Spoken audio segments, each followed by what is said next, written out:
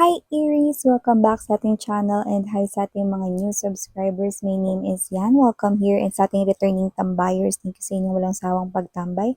So before we start this May 2025 readings of yours, let me just tell you ang ating mga reminders. Wala tayong gender dito sa babae, lalaki, LGBT. Lahat po welcome. Pwede nyo rin pong iswitch yung mga roles dahil possible talaga magkapalit-palit kasi isa itong general reading. And at the end of the day, lahat kayo ay may free will na free nyo pong gamitin anytime, anywhere. At kung hindi nyo pa nalalaman, mayroon pa po tayong isa pang channel kung saan nag-upload din tayo araw-araw ng collective readings for all signs. Ang link ay nandyan sa description box ng reading na to. So if interested, just click that link para ma-redirect din po kayo doon sa ating other channel. So yes, mga babes, no? Ang ating kukunin ay ang May 2025 messages here for you guys. So if may cross-watchers si Aries or may Aries placement sa kanilang natal/birth chart, welcome din kayo mga babes. So Archangel Michael, thank you so much together with the angel guides. Can we get messages for Aries please for their May 2025? Just gathering up the right energies here for you guys through shuffling. So I'm gonna stop if I'm already feeling the messages coming in. So please bear with me. So messages for Aries for May 2025, please. Keep yourself hydrated, lalo na kung mainit, no? Mga babes.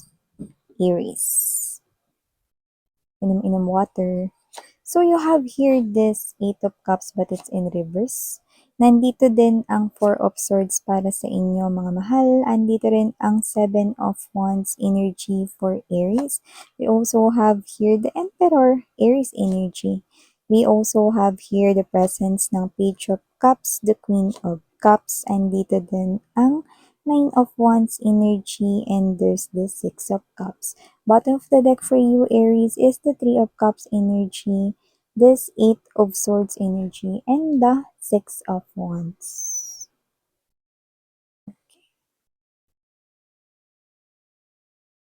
So, nakita ko dito, parang meron ditong gustong makipagkaibigan sa inyo, no? Pero parang hindi madali na makuha ang loob ng isang Aries, no? So, kung sino man tong energy na to, no, parang siya to na hindi niya kayo susukuan dito dahil gusto niya talagang mapalapit sa inyo. Gusto niya talagang makapasok dito sa inyong world, the Six of Wands energy. Pero, this is also an indication na kahit matagalan siya ditong kunin ng inyong tiwala or loob, nakita ko pa rin na magiging friend niyo pa rin siya, no? So, kung sino man siyang energy, high chance, no, na friendship ang hanap nitong tao na to, no? Kasi gusto niya rito na maging friend yung isang tulad mo, no? Dahil parang feeling niya, no, isang privilege, no? Maganda tong energy niya, no? Kasi parang siya yung klase ng energy na inosente, siya yung klase ng energy na parang maaasahan mo, no? Doesn't have to be na push over siya or whatever. Pero siya yung klase ng energy na parang he or she is looking at you like a model or an idol, no? So, pwedeng hinahangaan ka niya, no? Because you are really something. Maybe you're good at your work, maybe you're good at your job, maybe you're good at something here that he or she is also interested with. But however, kung sino man siya, friendship yung hanap niya, gusto niya mapasali dito sa iyong life, no? Sa iyong circle of friends, sa inyong community, no? So, may ganun siyang klase ng energy. So, nakita ko rito na kung sino man tong energy na to, hindi naman sa parang suplado kayo or nagsusuplada kayo rito, no? Pero parang hindi lang kasi kayo ganon kabilis magtiwala, no? At hindi lang kayo ganon kasi kabilis na para magpapasok, no? Ng kahit na sino sa inyong life, especially dun sa inyong community or yung mga parang tao na madalas, no, ninyong nakakasalamuha, no? So, ito, nakikita kong papasok siya rito sa inyo. So, possible na ito ay kasamahan nyo na ngayon sa work, no? Pwede ring bago lang din siya sa inyong work or kung sino man ito, parang bago lang siyang kakilala ninyo. Pero very pursuant yung energy niya. Talagang kukunin niya rito, no? Ang inyo ritong tiwala, no? At yeah, this is such a nice guy or such a sweet girl. Kaya ako binanggit yung girl ng mga babes, no? Kasi may energy na high chance, marami-rami babae yan. Feminine energy kind of thing. At nakikita ko, or soft, no, yung energy niya. At kung sino man siya rito, nakita ko rin dito na posibleng younger than you siya sa age. Yan, no? So may ganong klase ng energy. So, Aries, maliban dyan, na nakita rin tayo ng energy dito, no? Someone who did walked away from your life, no? At kung sino man tong energy na to, no, tinalikuran niya kayo way back before. At kung sino siya, may pagbabalik dito because this one gives us the message of someone having U-turn. I shall return MacArthur, yan no, Arthur MacArthur ang peg niya rito, no. Kaya kung sino man siya, wala pa rin siyang masyadong i-offer sa inyo guys, kasi nakikita ko rito na same pa rin ang kanya ritong aurahan, no. Simula nung nagkaroon kayo rito, no, ng abandonment issue with this person here, hanggang ngayon, 2025 na mga besh. Wala pa rin masyado nagbago sa buhay niya, no? At yung iba, nakakaloka, umaasa pa rin siya rito sa kanya ritong parents. Yung iba, umaasa pa rin siya rito sa kanyang mom, sa kanyang dad right here. No? So nakita ko rito na although siya ay may trabaho or whatever, no, parang hindi pa rin niya kaya ritong alagaan ng kanyang sarili. Yan ang nakikita ko rito. So, paano kanya dito aalagaan kung hindi niya pa rin kayang alagaan niya? Ay, kilala ko na yan, miss yan, no? Yan yung ex ko ganito, ganyan. Yung iba doesn't have to be na ito yung previous or parang pinakahuli mong naging ex, pero pwede. Pero malaki rin yung chance na parang ito yung ex mo noon-noon. Nakuha mo? Yan. So, may ganong klase ng energy. Aries. Yan, no? So, mukhang kilala mo na siya at wala pa rin siya masyadong i-offer dito sa inyo. Pero magbabalik siya at nakikita ko, no, na isa sa magiging plano niya ngayong May is to communicate sa inyo. No? So, meron siyang plano this May na magtanong-tanong, mag-search if that's still your number of your, if you're still working in this company. So, baka sasadyain niya yun. Or if you're still living here, is this your residence pa rin ba or hindi na? Nag-iba na ba yan? So, mga ganyang informations, no?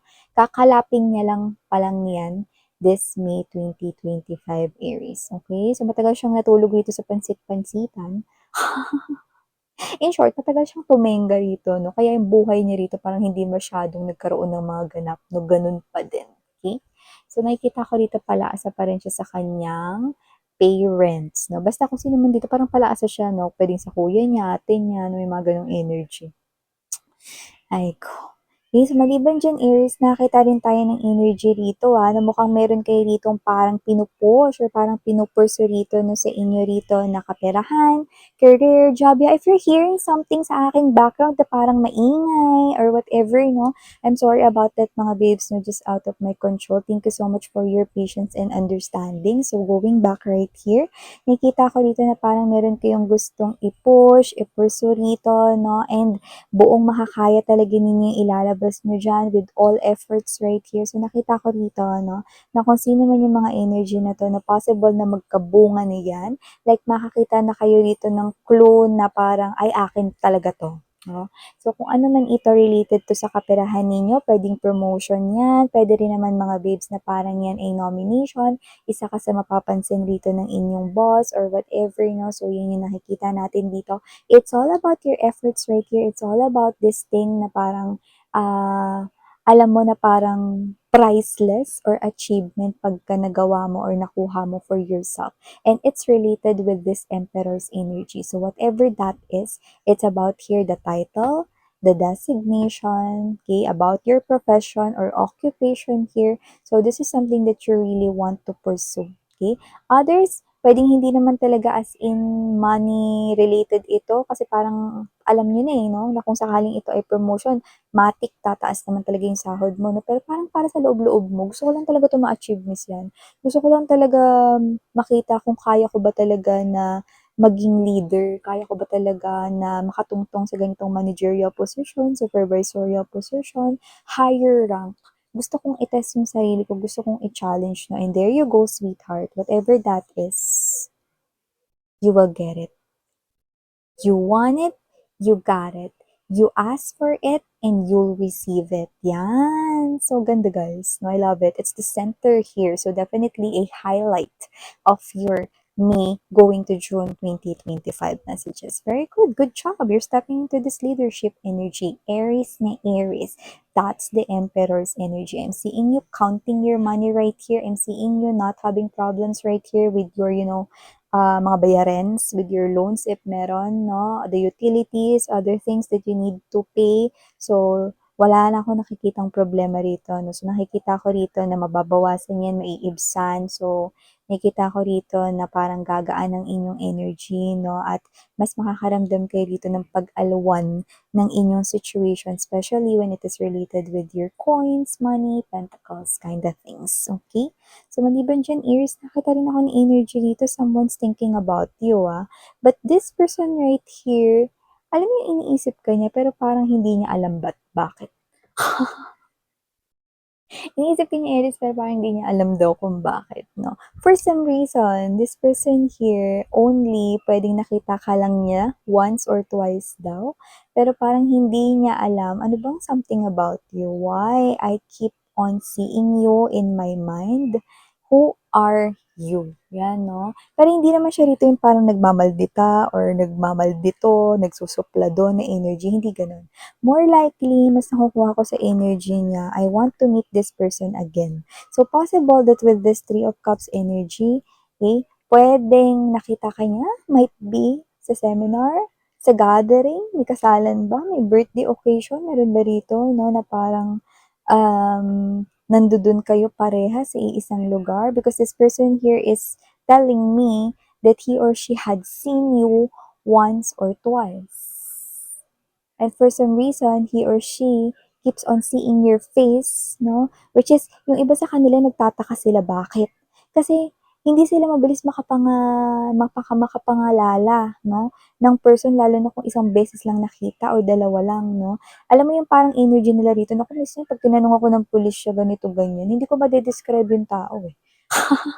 Mahina ako sa ganun eh, no? Pero for some reason, ikaw, your face, very clear, no? Very vivid sa kanyang mind. No? Kaya tataka siya rito eh. Ba't ka naiisip? Who are you? And I think I wanna know why. I need to see you once again. So, yung bongga guys, no? So, it looks like meron din dito magse-search at maghahanap sa inyo.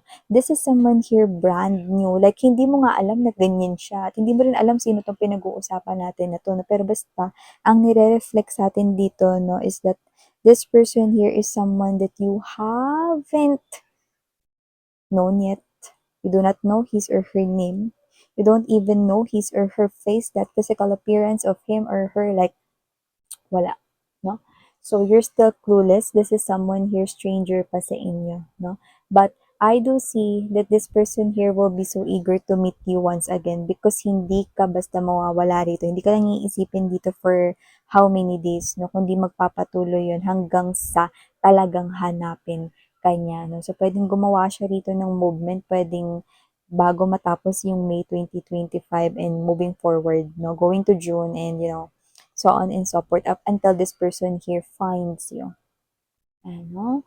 So, maliban dyan, Aries, nakita rin tayo ng energy dito, ha? Na posibleng meron dito yung parang energy ng pagbabalik, pero hindi to energy ng parang isa sa mga tao na pinagkakatiwalaan mo sa buhay mo, pwedeng kamag-anak, kaibigan, kakilala, basta parang close rin kayo, no? So, pagbabalik, pwedeng matagal siya ritong nawala, nagtrabaho sa ibang bansa, no? Or matagal mong hindi nakita, no? An energy of not someone you're involved in a heart space level. Okay, not your ex, no? This is a different message. So, isa ka sa mga masasaya na mga tao na makita ito ulit, no? So, it looks like you're welcoming someone here na parang kay tagal na hindi mo nakita. So, I'm seeing that this person here, you're gonna meet him or her once again. Or if this is a kamag-anak right here na this person, siguradong bibisita sa inyo rito and possible na magkaroon rito ng reunion, like a family reunion. But for others, this could be someone here na not family related, but this is someone here na parang naging close mo rito sa yung life, no? Isa sa parang pinagkakatiwalaan mo na kahit na ang tagal na nung panahon na kayo ay nagkita or huling nagkausap nitong tao na to, parang ganun pa rin, no? You still trust this individual right here and you will be so happy to see him or her once again. So, you're welcoming this person here. I'm seeing you having chit-chats, conversations, and you're still giving that warm, and this person here is also giving you that kind of comfort, okay, gaya ng dati. Okay, so yeah, ito yung mga messages right here for you, Aries. Thank you so much for giving me this opportunity to tell these messages here for you guys. Again, in Yuriana on me, Sarang Pia, love and light, mga mahal. I know.